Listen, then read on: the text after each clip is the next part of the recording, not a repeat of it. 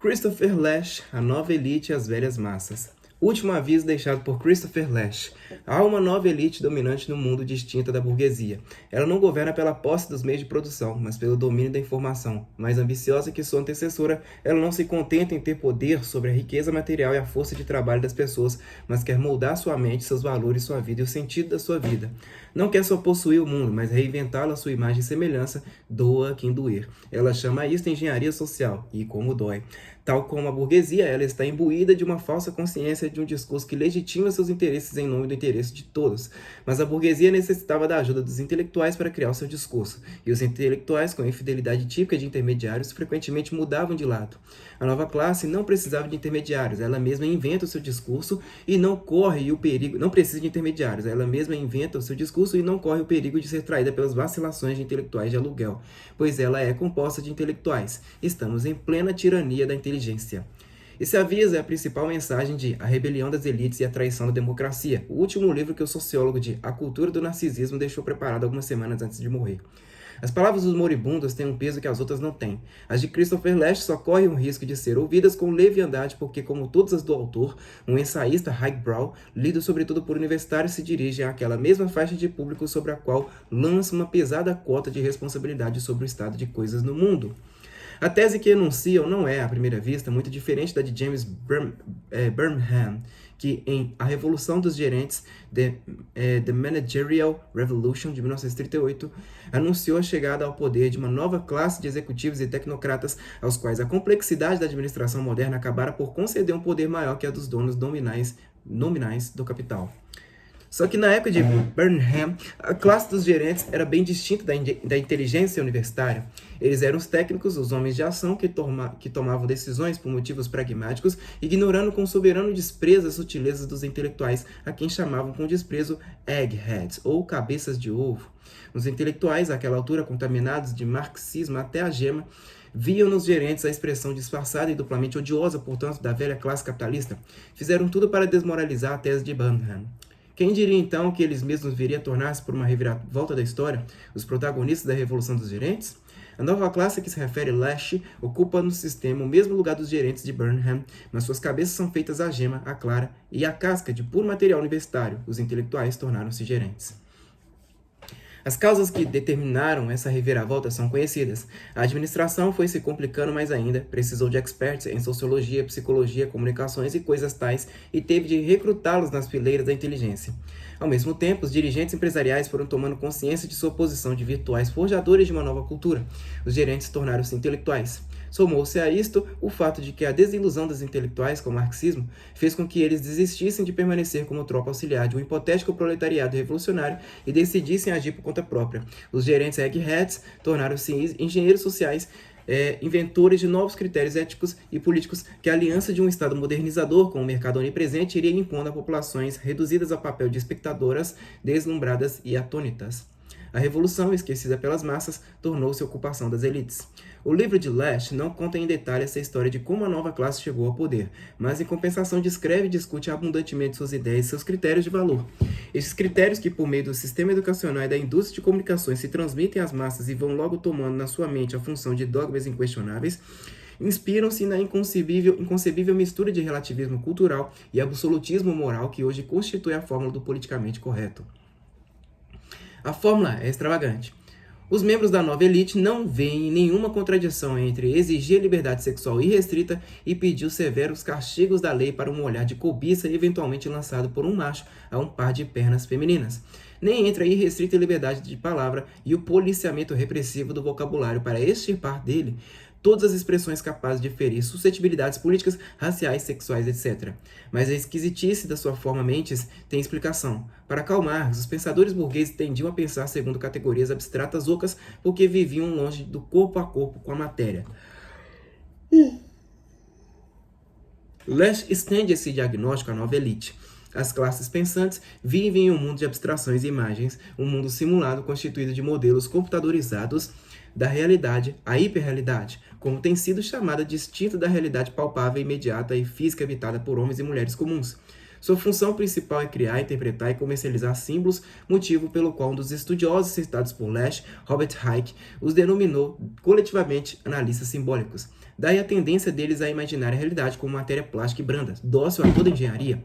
Sua crença na constituição social da realidade, o dogma central do pós-moderno, reflete a experiência de viver em um ambiente artificial de onde foi excluído tudo aquilo que resiste ao controle humano.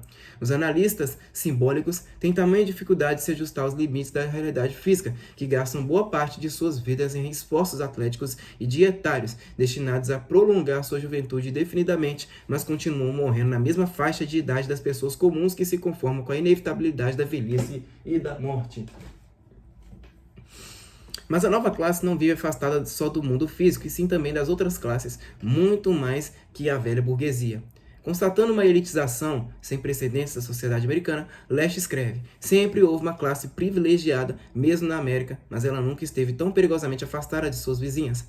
Afastada em primeiro lugar geograficamente, encastelada em torres de vidro e em condomínios fechados. Em segundo lugar, culturalmente. A nova classe provém inteirinha de dentro de umas poucas centenas de colégios de elite, onde o ensino é infinitamente melhor que na rede de escolas públicas. Em terceiro lugar, linguisticamente, ela domina códigos e informações incompreensíveis à massa da população e ainda aumenta a distância pelo emprego abusivo dos jargões especializados. Isolados do mundo presente, hipnotizados pelo poder incalculável que os leva a supor que estão no pináculo da civilização, os analistas simbólicos acabam por se isolar também do passado e de sua herança cultural. No auge do seu prestígio intelectual, reverteram aquela espécie de barbarismo que caracterizava na clássica análise de José Ortega y Gasset a rebelião das massas. O homem-massa, para Ortega, era o herdeiro presunçoso, ressentido e arrogante que dilapidava o patrimônio penosamente acumulado pelos antepassados. Era um menino mimado, o senhorito satisfeito ou incapaz de reconhecer qualquer superioridade moral ou cultural. Em nome de modas inconsequentes e de utopismos abstratos, esse tipinho atirava ao lixo todos os valores e conhecimentos que já não podia compreender. E querendo melhorar o mundo, só conseguia precipitá-lo de crise em crise, daí a importância das elites. Segundo o ponto de vista de Ortega, o valor das elites culturais estava na sua disposição para assumir a responsabilidade pelos padrões rigorosos sem os quais a civilização é impossível. Mas agora a situação mudou. Em vez das massas, diz Lash, são as elites que perderam a fé nos valores do Ocidente ou no que resta deles. Para muitos, o próprio termo civilização ocidental lembra agora um sistema organizado de dominação que se destina a reforçar a conformidade com os valores burgueses. Todos os hábitos mentais do homem-massa hoje caracterizam melhor as massas mais altas da sociedade do que as classes mais baixa ou média. Ortega, em suma, ouviu o galo cantar, mas não previu onde ele iria cantar no dia seguinte. Que pensar de tudo isso? A importância e o valor dessas análises são evidentes. Resta avaliar sua atualidade. A muitos elas parecerão ousadas e intrigantes no seu ineditismo. Parecerão assim, sobretudo, àqueles que ainda estão presos a uma visão marxista das classes e ideologias, para o que não é preciso ser marxista em tudo mais, é claro. Mas, assim como o diagnóstico de Lash parecia igual ao de Burnham, sendo diferente, também parece diferente do de Ortega, sendo igual, pois Lash, como quase toda a intelectualidade fora da Espanha, excetuando-se uns poucos estudiosos de assuntos hispânicos como Ernst Robert Curtius, leu Ortega muito mal. Compreendeu tão somente por La Rebelión de las Massas, uma coletânea de artigos sem sentido completo em si mesma, como avisara repetidamente e inutilmente o próprio autor. Nem sequer folheou o restante das obras do filósofo, onde se encontram os antecedentes e a continuação do seu argumento. Ali poderia descobrir, por exemplo, que a distinção que Ortega faz entre elite e massas não tem sentido socioeconômico, mas apenas psicológico e ético, inspirada como é na doutrina hindu das castas e do Dharma, que os termos da sociologia ocidental não traduzem. Há homens de elite entre os proletários e homens-massa na classe dominante. Poderia descobrir, pior ainda, que por massas, Ortega entendia designar especificamente como se lê com todas as letras em Espanha Invertebrada, de 1923, las massas com maior poderio, las de la classe média e superior, principalmente as massas de estudantes que lotavam as universidades, isto é, os futuros gerentes eggheads da análise de Lash. Em Misión de la Universidad, um texto quase contemporâneo da rebelião, Ortega deixava muito claro que o novo bárbaro, a quem chamavam homem-massa, era principalmente el profissional mais sábio que nunca, pero mais inculto também, el ingeniero, el médico, el abogado, el científico. A análise de Ortega é de 1928, permaneceu desconhecida do mundo, soterrada sob a falsa conotação atribuída quase que universalmente ao seu termo massas, a ponto de haver, desde então, duas imagens de Ortega. Um Ortega de centro-esquerda na Espanha que o leu, um de extrema-direita no resto do mundo que leu seus intérpretes. Ao mundo não hispânico, as análises de Lesch parecerão coisa inédita. Mas nós, no Brasil, não podemos apelar a essa desculpa esfarrapada de que não somos espanhóis. Aqui a rebelião das elites já foi diagnosticada, há 5 décadas, pelo historiador e crítico austro-brasileiro Otto Maria Carpo, que lê Ortega muito bem. No ensaio memorável e injustamente esquecido, publicado no volume A Cinza do Purgatório, Rio, Caso do Estudante do Brasil, 1942, sob o título A Ideia da Universidade e as Ideias das Classes Médias, ele atribuía o fenômeno do barbarismo revolucionário, sobretudo, ao proletariado intelectual que as universidades despejavam anualmente no mercado para irem formar a nova classe média ascendente. Ai, peraí que eu tenho que fazer uma coisa aqui.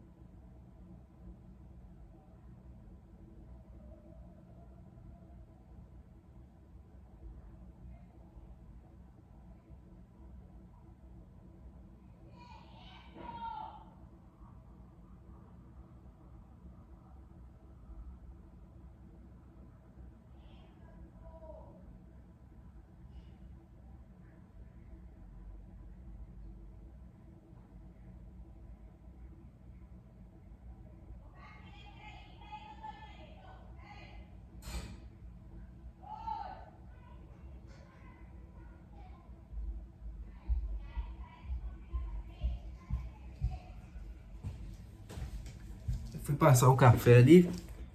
Eu sou mineiro nato, né? Eu não vivo sem café. É uma criança, essa nova classe média, mas uma criança perigosa, cheia dos ressentimentos dos declasses, sei lá, furiosa contra os livros que já não sabe ler e cujas lições já não garantem a ascensão social. É uma descrição quase literal das hordas de filhinhos de papai que hoje exigem da Universidade Americana a retirada de Shakespeare e Homero dos currículos e sua substituição por literatura não colonialista, não machista, etc. Mas não desprezemos o último aviso de Christopher Lasch por atrasado que tenha vindo, pois a decadência intelectual norte-americana foi muito mais funda do que ele imaginava. Ela chegou a contaminar o seu próprio crítico mais lúcido. Se não fosse assim, ele não dedicaria tantas páginas ao exame meticuloso de ideólogos de segundo time de importância meramente local, ao mesmo tempo que se omitia de lançar um olhar mais atento ao filósofo, mesmo em que seu livro se inspira como ostensivo pendant pós-moderno de La Rebelión de las Massas. Nem sacrificaria aos ídolos que desmascara ao acrescentar metodicamente à palavra homens, quando empregada com sentido de humanidade, a ressalva cautelosa, e mulheres.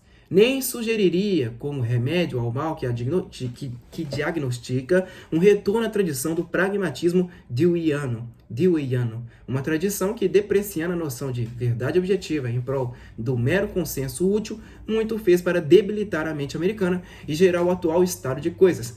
Por essas fraquezas, e sobretudo pela tendência incoercível de atribuir provincialmente a tudo o que se passa nos Estados Unidos uma significação universal, a obra de Lasch é ela mesma, até certo ponto, um sintoma de situação que descreve. Mas essa situação é tão deprimente do ponto de vista intelectual que no meio dela chegou a ser um feito notável que alguém atinasse finalmente com a realidade social que Ortega diagnosticara em 1928 e o nosso Carpo em 1942. E se há um proveito indiscutível do livro de Christopher Lasch é que, tanto por aquilo que o autor revela da fragilidade alheia, quanto pelo que deixa transparecer da própria, ele pode ajudar a extirpar do leitor qualquer deslumbramento caipira ante a vida intelectual no chamado Primeiro Mundo. Isso aqui foi publicado no dia 27 de julho de 1995. Eu não estava nem nascido, hein? Eu ia nascer um pouco menos de 3 meses depois. Méritos da incultura. Um grave sintoma do declínio da consciência neste país é a facilidade com que todos aceitam como desculpa para a incultura do senhor Luiz Inácio Lula da Silva a origem operária do personagem. É absolutamente falso que o líder de uma classe deva ter apenas o nível de instrução médio dos membros dessa classe. O líder de um partido burguês deveria então ser inculto como a média dos burgueses? O líder de uma classe é, por definição, aquele que se eleva interiormente acima dela por seu talento e saber, sem abandonar o seu padrão de vida exterior, nem a adesão íntima aos interesses e valores do seu meio de origem. Para quem tome a cultura no seu sentido verdadeiro de conhecimento interiorizado numa personalidade melhor e não no de mera ostentação de diplomas, a identificação de níveis de cultura com diferenças de classe social é um preconceito sociológico boboca. Se todo operário ao adquirir cultura se tornasse um burguês, não teria havido um único líder operário neste mundo. O mesmo aplica-se analogicamente a qualquer grupo social de origem. Ao elevar-se por seus conhecimentos à condição de pajé, um índio não se torna branco. O católico irlandês não se converte ao protestantismo da classe dominante por ter lido Santo Tomás ou Beda Venerabilis em latim. A aquisição de uma verdadeira cultura é uma mudança interior que, sobretudo no Brasil, quase nunca resulta em melhoria das condições externas de vida. Os professores dão o mais flagrante testemunho disso. No entanto, o senhor Luiz Inácio Lula da Silva, para poder continuar fiel à condição de proletário, parece dever perseverar no nível cultural da sua classe de nascimento, ao mesmo tempo que se adapta sem maiores traumas ao padrão exterior de vida das classes superiores, incluindo roupas finas e charutos, mas ainda, graças a Deus, seu maldito jet ski. Seria uma odiosa demagogia censurá-lo por levar vida de deputado com seu salário de deputado, mas não o é. Menos sugerir que sua indigência cultural seja um direito. Não é decente um operário enriquecido pela política conceder prioridade antes ao consumo de charutos importados do que a contratação de um fonoaudiólogo para corrigir seu defeito de pronúncia. Igualmente desonesto é capitalizar a língua presa com o emblema de populismo, subentendendo que os ricos falam português corretíssimo com pronúncia maviosa. Com isto, o deputado e quase presidente dá ao povo um duplo mau exemplo de consumismo snob e de desleixo cultural, no que, aliás, ele não deixa de ser tipo de um país onde há todas as facilidades para a importância de carros de luxo e todas as dificuldades para a importação de livros de primeira necessidade. Descontadas as exterioridades enganosas, não há qualquer conexão entre cultura interior e origem social. E isso já deveria estar mais do que claro num país onde os homens mais cultos, um Capistrano de Abreu, um João Ribeiro, um Florestan Fernandes, para não falar de Machado de Assis ou Gonçalves Dias, vieram das classes pobres.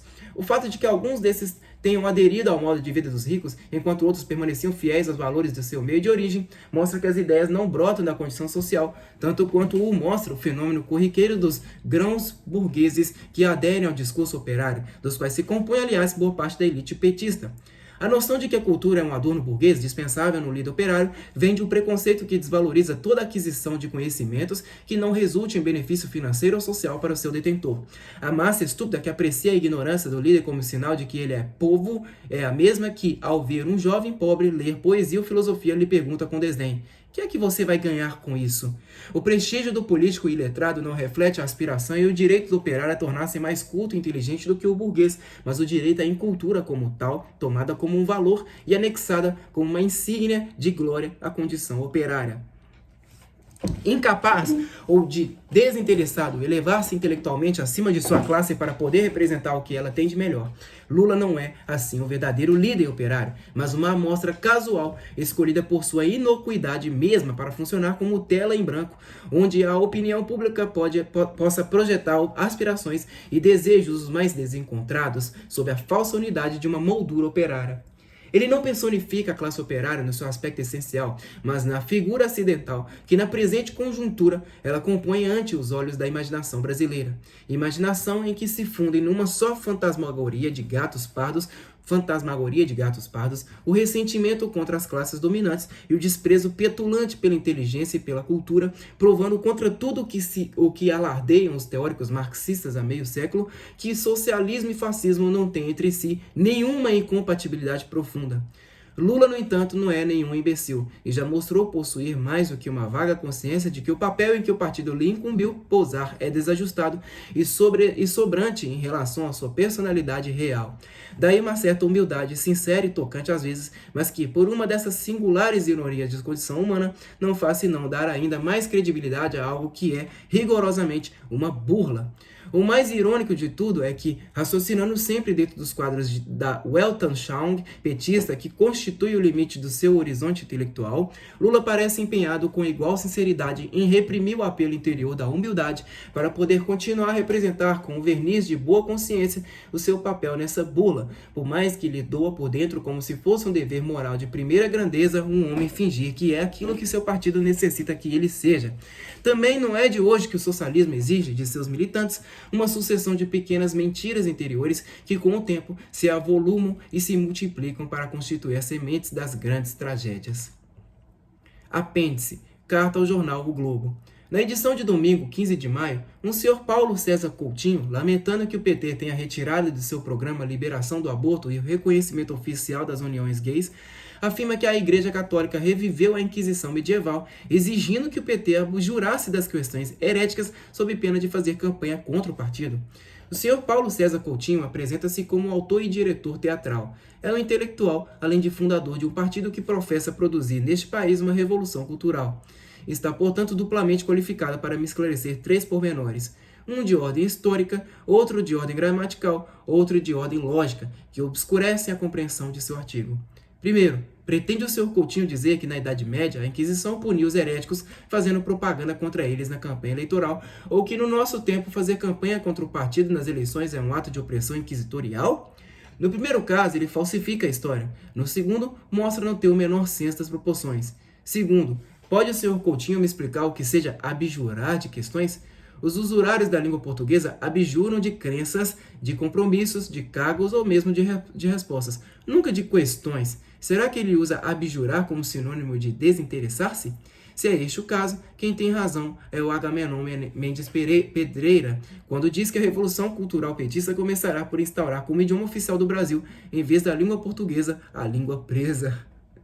Terceiro, mais adiante no seu artigo, o Sr. Coutinho, protestando contra as concessões do PT ao clero, diz que cada organização deve manter sua própria identidade, valores, princípios, sob pena de diluir-se. Está certo, mas como a igreja poderia apoiar a legalização do aborto e as uniões homossexuais sem ser infiel aos valores e princípios que sustentam sua identidade há 2000 anos? Por que o PT deve ser fiel a si mesmo e a igreja deve trair-se para ser fiel ao PT? O senhor Coutinho, segundo me parece, não sabe nem o que é Inquisição, nem o que é abjurar, nem o que são princípios. Se amanhã ou depois, portanto, o seu partido abjurar dos princípios democráticos para instaurar uma nova Inquisição presidida por fanáticos analfabetos, ele nem mesmo notará que algo de errado aconteceu, ou como se dirá no novo idioma, aconteceu.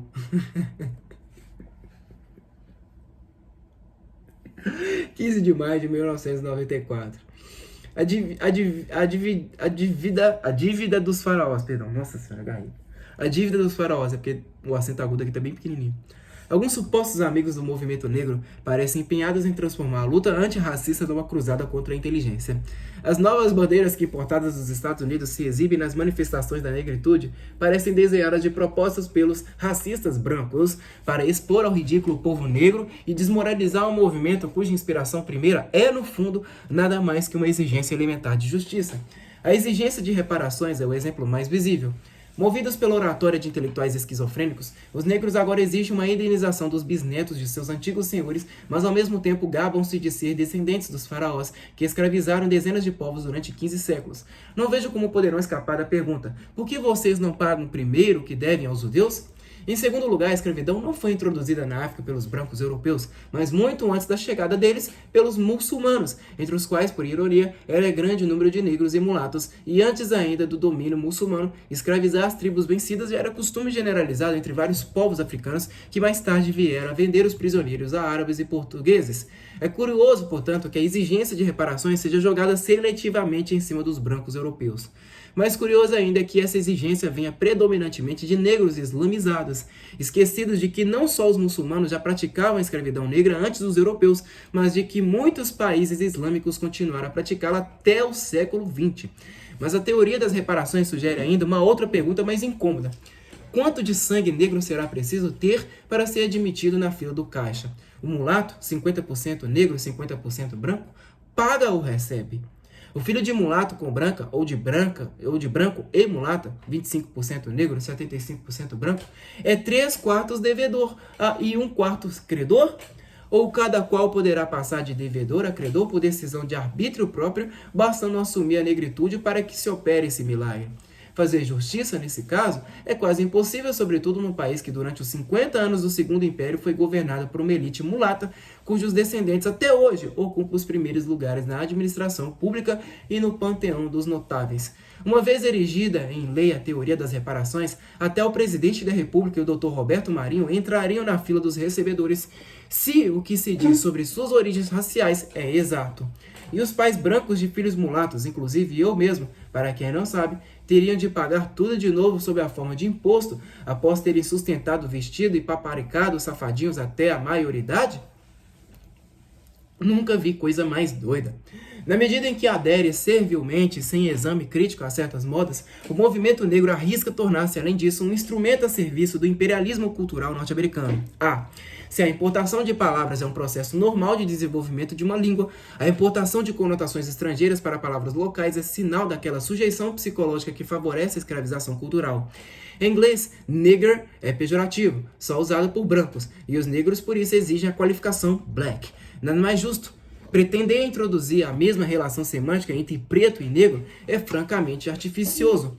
Num país onde se denominou uma igreja de Nossa Senhora do Rosário dos Homens Pretos, onde pretinha e pretinho são formas de tratamento afetuoso entre namorados, onde, por outro lado, senhores de engenho cuspiam desprezo na negralhada e diziam que negro que não caga na entrada, caga na saída, pretender que negro seja adjetivo mais nobilitante do que preto é impor à nossa semântica usual uma prótese deformante moldada no padrão de uma língua estrangeira e sem nenhuma equivalência etimológica ou funcional.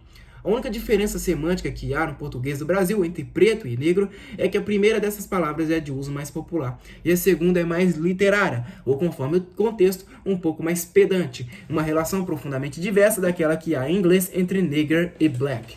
Torcer a semântica brasileira para adaptá-la ao ouvido norte-americano é pura macaquice, é colonialismo cultural descarado.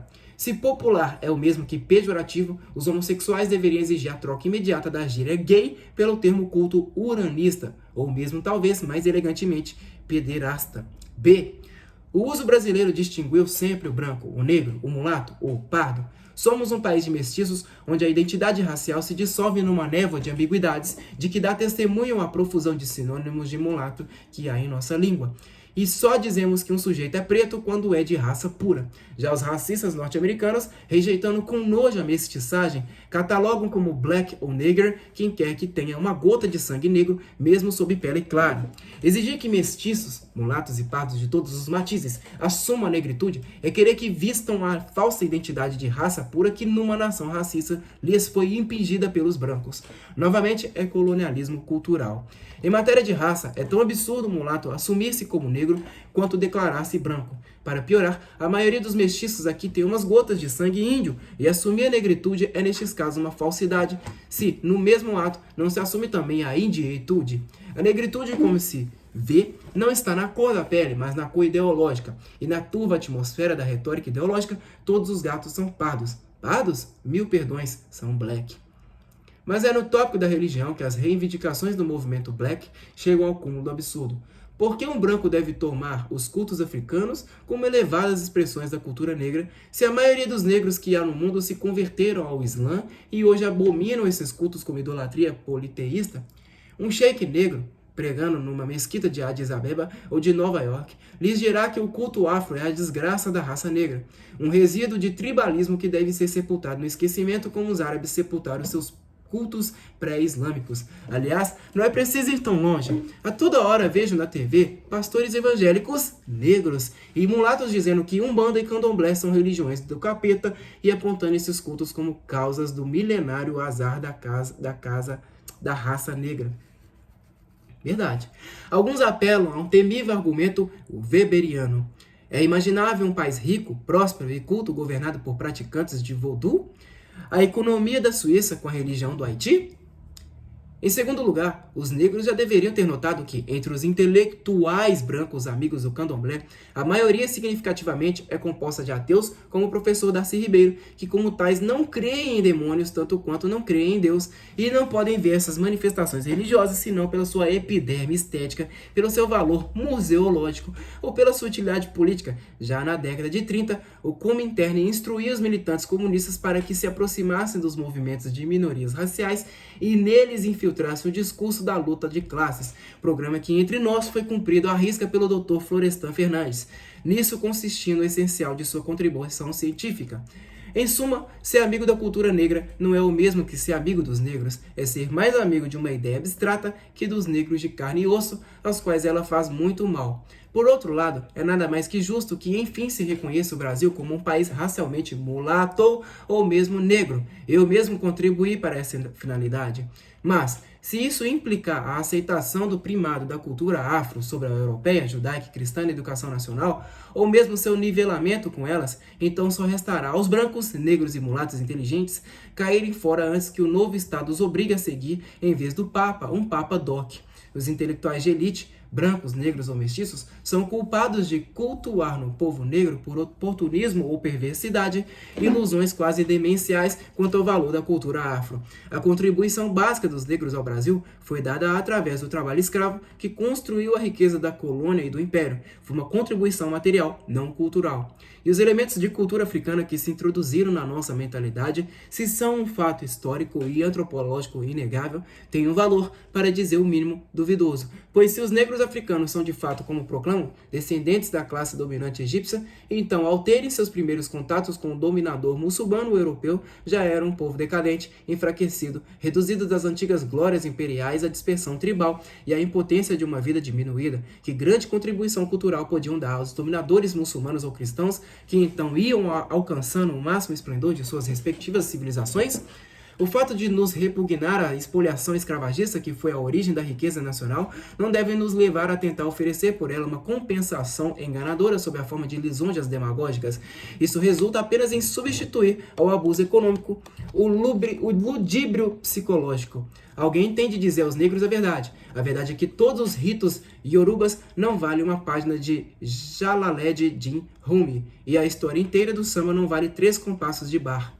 A verdade é que a contribuição cultural das religiões africanas ao mundo é perfeitamente dispensável, tão dispensável, que mais de metade dos negros que há no mundo vive perfeitamente bem sem ela, e jamais trocaria a língua árabe por um dialeto ioruba ou a ciência europeia pelas receitas de macumba do Sr. Verger. A verdade, amigos negros, é que vocês perderam a corrida da história, pagando talvez pelas maldades cometidas na época do esplendor faraônico. Se dispersaram e se enfraqueceram, e acabaram sendo escravizados e vendidos aos portugueses pelos mesmos semitas, pois árabes são semitas, em cujo lombo desceram o chicote sem dó no tempo da construção das pirâmides. Não existe povo bom, e vocês, se foram escravos por 3 séculos após terem sido senhores de escravos por mais de 1 milênio, devem agradecer a Deus pela clemência do seu destino.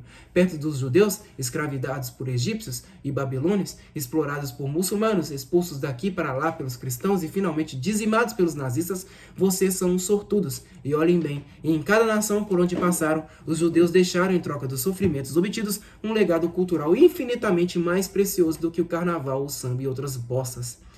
Em terceiro, a ideia mesma de religiões negras é uma contradição intrínseca. Se qualquer um, branco, índio ou nipônico, pode converter essas religiões africanas mediante um simples rito de ingresso, então fatalmente a expansão dessas religiões, se vier a acontecer o que é improvável, fará com que logo percam qualquer vínculo com uma raça em particular e se tornem religiões mundiais, como o cristianismo ou o islã.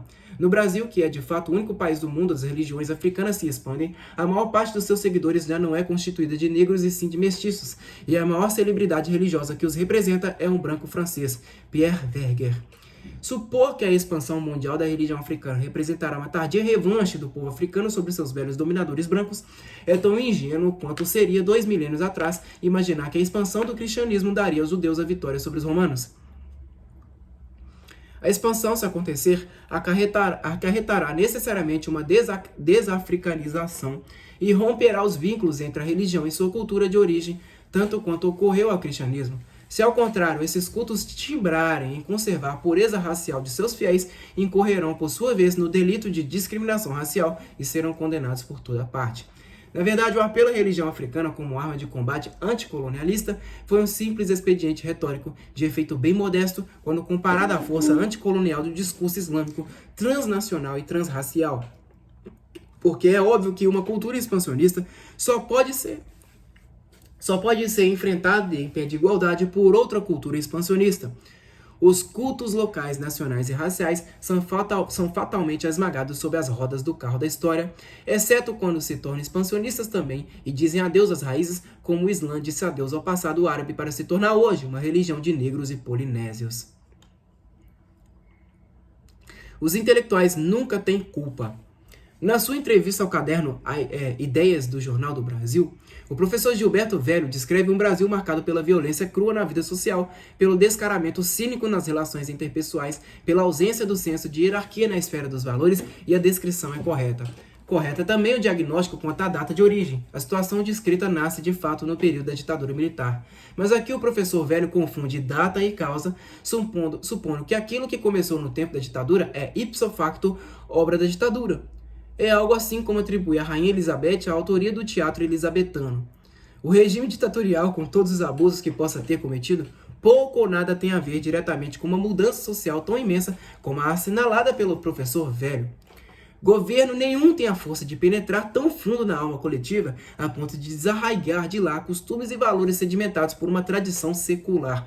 Mesmo que esse governo fosse um monstro de indecência e perversão, coisa que a ditadura não foi, mesmo que fizesse uma campanha maciça para corromper a mentalidade do povo, coisa que a ditadura não fez, mesmo que extirpasse do imaginário popular todos os exemplos de boa conduta, deixando à mostra para a edificação das gentes tão só uma galeria de rufiões e prostitutas, e mesmo que proibisse o exercício de bondade e da retidão, punindo-o com castigos exemplares como na Igreja do Diabo de Machado de Assis, ainda assim essa gigantesca lavagem cerebral tomaria pelo menos o tempo de algumas gerações para começar a fazer efeito. Isto se não produzisse logo, como no conto, o efeito precisamente inverso, fazendo brotar por toda parte a santidade. Se na União Soviética 8 décadas de propaganda obsedante e repressão cruenta não conseguir eliminar no povo o sentimento religioso, como é que a nossa ditadura conseguiria em 20 anos operar esse milagre diabólico? Ela que não chegou sequer a controlar com eficiência o movimento editorial, a imprensa nanica, as agitações de estudantes, ela que em 2 décadas de tiroteios não fez mais do que 200 vítimas, 10 por ano, taxa que Pinochet ou Castro superaria em uma semana. Não, o governo militar é apenas contemporâneo do começo do declínio e não seu autor. O diagnóstico do professor Velho reflete, de um lado, a facilidade universal de jogar todas as culpas num governo caído e, de outro, a propensão brasileira, resíduo do oficialismo imperial, de atribuir ao governo poderes demiúrgicos. Quem do governo espera todos os bens não pode senão atribuir a ele a culpa de todos os males. Mas se a violência oficial nem arranhou a pele do povo, que permaneceu por décadas indiferente à supressão dos direitos políticos e até mostrou certo apreço pelo mais vampiresco dos generais presidentes, exceto que ela abalou, traumatizou, violentou e escandalizou para sempre as almas de uns poucos que foram suas vítimas diretas ou pertenciam ao círculo de convivência das vítimas. Em que faixa da população se situavam essas pessoas? Se o professor Velho, em vez de generalizar suas impressões pessoais, pesquisasse as profissões e classes sociais das vítimas da ditadura, constataria facilmente que a maioria absoluta era constituída de intelectuais, de letrados, de universitários, de gente da classe a que pertencemos, o professor Velho e o autor destas linhas. Foi no meio da intelectualidade dos escritores, dos estudantes, dos doutores, que o impacto da ditadura se fez sentir como um terremoto, abalando até os ossos esse estreito grêmio de pessoas sensíveis, enquanto o resto da nação pouco se lixava e prosseguia impávido colosso sua existência de todos os dias. A melhor literatura do período, sobretudo os romances de Antônio Calado Quarupi, de Carlos Heitor Coni, Peçarque, A Travessia e de José J. Veiga, A Hora dos Ruminantes, testemunha o isolamento dos intelectuais e sua perda do sentido da vida no ambiente de repressão. O que mais doeu na alma dos letrados não foi a violência da repressão, muito moderada como se viu em comparação com o padrão universal das ditaduras, mas sim o isolamento. Se na década anterior os intelectuais, pela primeira vez neste país, haviam podido, graças ao populismo janguista, sentir o gostinho de uma participação na história, o advento da ditadura e sobretudo do AI-5 os devolveu à insignificância de suas vidas pessoais, de onde sentiram-se ali espremidos e sufocados. Uns saíram para a guerrilha e a morte, outros para as drogas e o sexo desenfreado, outros para o desespero e a loucura, outros para o exílio, outros ainda para uma confortável adaptação à nova ordem, que oferecia amplas oportunidades aos jovens de muito talento e pouca memória. A epidemia de mutações de personalidade que então se observou nos ciclos cultos mostra que para aquelas pessoas a extinção ou mesmo simples adiamento de suas esperanças políticas imediatas soou como uma perda completa do sentido da vida, justificando todas as medidas desesperadas, todas as loucuras, todos os acanalhamentos. Logo depois, a derrocada da guerrilha pareceu fechar a última possibilidade de ação política a centenas de pessoas para as quais a política era a única finalidade da vida. Desprovidas de meio de agir politicamente, tudo ou mais lhes parecia absurdo e vazio. Repetia-se por toda parte um verso de Brecht que condenava os poetas que faziam poesia em vez de destruir o capitalismo. O abalo moral vinha menos dos fatos exteriores que de uma predisposição interna da intelectualidade brasileira. A dificuldade de conceber qualquer sentido para o seu ofício fora dos fins políticos imediatos a que pudesse servir. Essa característica, por sua vez, advinha da absoluta hegemonia que os militantes comunistas exerciam sobre a vida intelectual brasileira, principalmente sobre a imprensa literária e o movimento editorial, desde o fim do período Vargas, bem como da crescente importância que vinham adquirindo na produção do ideário nacional, as fornadas de cientistas sociais que a universidade começou a jogar no mercado desde a década de 50, entre os quais o professor Velho, e que, não encontrando lugar ou função no sistema, iam engrossar as fileiras de teóricos da Revolução. A total politização do sentido da vida só podia resultar na esterilização da vida intelectual sob regime autoritário. Não sabendo viver sem política, a classe letrada encontrou na ditadura o pretexto para legitimar sua autoindulgência. A esterilidade cultural do período foi depois inteiramente lançada à conta dos débitos da ditadura.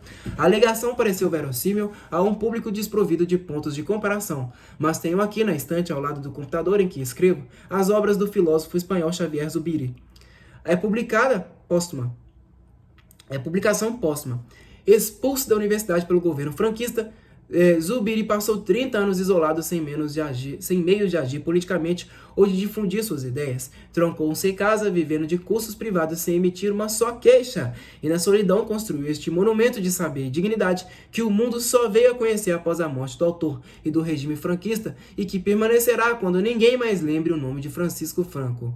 Na outra estante tem uns 20 livros de Edmund Husserl, provavelmente o maior filósofo do século. Judeu vivendo sob o terror nazista de 1933 até 1938, quando morreu, Husserl jamais alegou a opressão do ambiente como excusa para interromper o labor filosófico. Desse período datam alguns de seus trabalhos mais profundos. Os exemplos poderiam multiplicar-se ad infinitum. Na outra estante tem os 32 volumes da História Universal que Cesare Canto escreveu na prisão. E quem não leu O Amor de Perdição de Camilo Castelo Branco, escrito na cadeia da Relação de Lisboa? O que talvez quase ninguém neste país tenha lido é o clássico de Consolatione Philosophiae, onde a filosofia é incorporada num vulto de mulher conversa com o filósofo Boécio em sua cela de prisioneiro político. Não, a ditadura não explica nem o total desespero dos letrados, nem a esterilidade intelectual desse período. Comparativamente, a reação da nossa classe letrada ao impacto da ditadura foi desproporcional e patológica. O que a explica, sim, é a incapacidade dos intelectuais brasileiros de enxergarem valor e sentido no trabalho da inteligência fora das finalidades políticas imediatas. O que a explica é a redução da vida intelectual a um instrumento da política, redução que é uma das tendências proeminentes da nossa intelectualidade, a qual não poderia, portanto, ver-se desprovida de meios de atuar politicamente sem perder o sentido da vida e cair na mais profunda melancolia. Repetiu-se entre os intelectuais, no regime militar de 1964 a 1987, aquilo que Graciliano Ramos, com a sinceridade que falta à massa de seus colegas de ofício, confessava a respeito do varguismo. Certos escritores se desculpam de não haverem forjado coisas excelentes por falta de liberdade, talvez ingênuo recurso de justificar inépcia ou preguiça. Não caluniemos o nosso pequeno fascismo tupinambá. Se o fizermos, perdemos qualquer vestígio de autoridade. E quando formos verazes, ninguém nos dará crédito. De fato, ele não nos impediu escrever. Apenas nos suprimiu o desejo de entregar-nos a esse exercício. Em suma, privados da liberdade de agir exteriormente e incapazes de verdadeira vida interior, os intelectuais entraram em depressão. É da depressão dos letrados que nasce o atual negativismo brasileiro, que eles agora diagnosticam como se fosse um mal que lhes vem de fora, sem se dar conta de que eles mesmos o produzem. A projeção, já dizia o Dr. Freud, é o mesmo expediente para nos livrar de culpas que nossa consciência rejeita.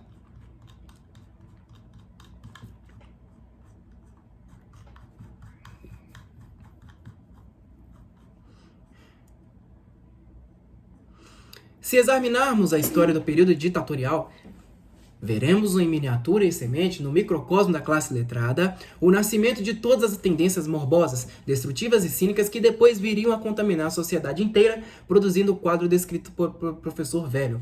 Entre os intelectuais que nascem da depressão e do isolamento, o apelo às drogas. Antes de tornar-se um comércio florescente, o vício da maconha, do LSD, da cocaína foi uma teoria, uma ideologia defendida por professores do alto das cátedras como um caminho de libertação. A droga logo tornou-se moda entre estudantes, atores, jornalistas. Do Grêmio letrado, já envolta em prestígio, desceu para a classe média e daí para o povo. Foi o marketing dos intelectuais que criou o mercado. Os traficantes não fizeram senão aproveitar a brecha. Foi também entre os intelectuais que brotou o apelo ao pansexualismo, primeiro como teoria elegante, depois como moda entre letrados, depois por imitação entre as classes altas e médias e baixas. Dos intelectuais partiu para depois infectar a nação inteira o espírito negativista e cético, o descrédito de todos os valores, o culto do macabro,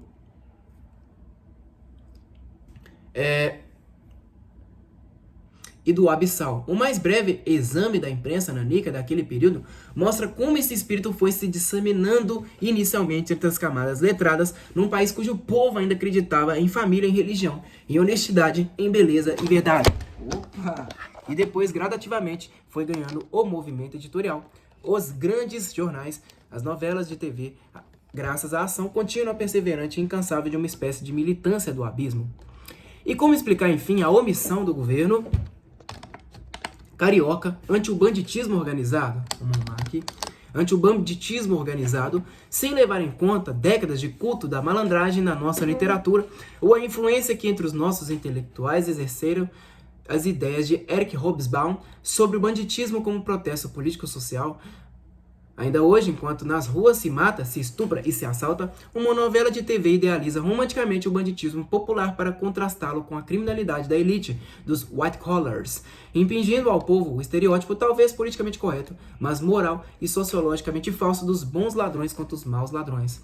O professor Velho, que é um cientista social, deveria saber que meros fatos, mesmo repetidos, não bastam para mudar a mentalidade de um povo se primeiro não são transmudados em imagens e símbolos carregados de uma interpretação e de um valor. Sabe também que a camada social incumbida de produzir essas interpretações, condensá-las em imagens e símbolos e dar assim uma direção à vida mental coletiva é precisamente a intelectualidade. Sabe ainda que, com o progresso das comunicações, os intelectuais tiveram, desde a década de 70, os mais poderosos meios à sua disposição para forjar a mentalidade pública à sua imagem e semelhança.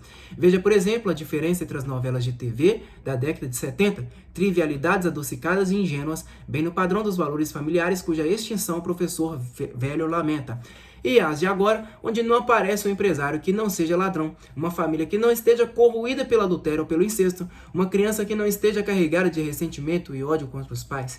Veja o que aconteceu, por exemplo, com a novela Sonho Meu.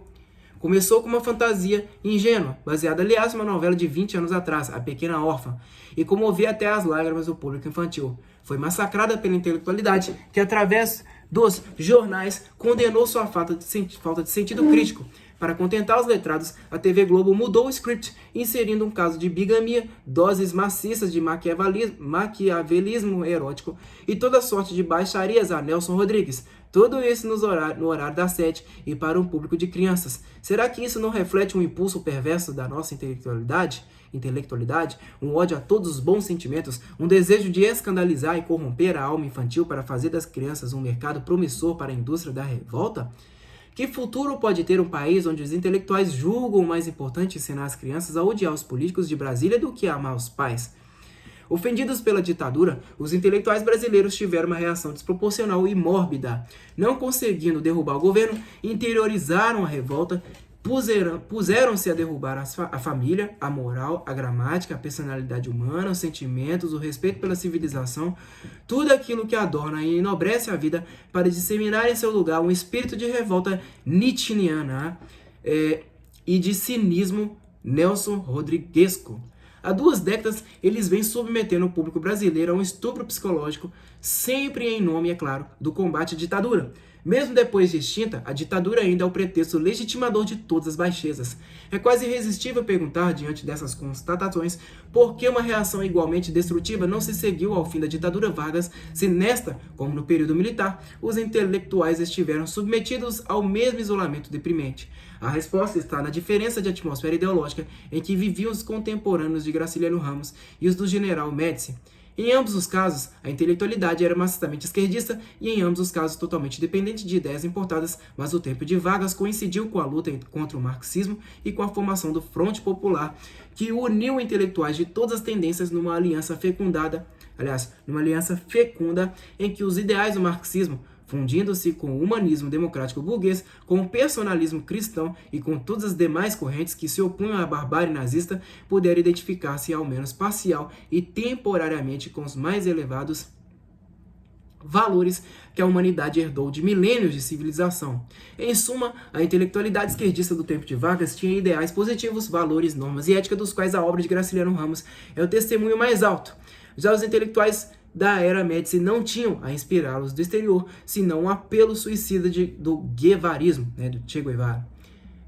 A codificação marcusiana do desespero, Herbert Marcuse, o anti-humanismo de Foucault e todo o deprimente cortejo de negativismos brotados daquilo que nos Estados Unidos um crítico acertadamente chamou de nietização da esquerda.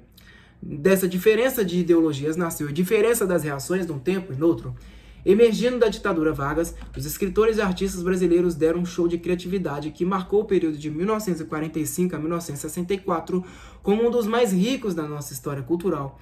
Inversamente, no fim da ditadura militar, os intelectuais emergiram de igual isolamento com espírito diverso, nada tendo a oferecer ao país senão amargura, rancor estéril, ódio a todos os princípios e valores da civilização, desejo de vingança a qualquer preço, autocomiseração e arrogância cínica. Como, por outro lado, essa esquerda psicologicamente depravada teve, a partir da Nova República, acesso a meios de atuação superiores a tudo quanto seus antecessores da era Vargas poderiam sonhar, tomando de assalto ministérios, canais de TV oficiais e privados, cátedras universitárias, imprensa, mercado editorial, etc., não demorou a que a negação de todos os valores se espraiasse como epidemia por todas as faixas da população. Se agora os intelectuais ainda têm o descaramento de acusar a tudo e a todos pelo presente estado da alma brasileira, sem nem de longe pensar em assumir sua pesada quota de culpas na produção desse fenômeno, isto é somente uma prova a mais da sua falta de senso de responsabilidade. Vou parar por aqui, pessoal. Próxima leitura eu vou iniciar da parte chamada A Ciência das Galinhas Pretas, que está na página 139 da obra. Muito obrigado a todos vocês que me acompanharam até aqui. Até a próxima e falou!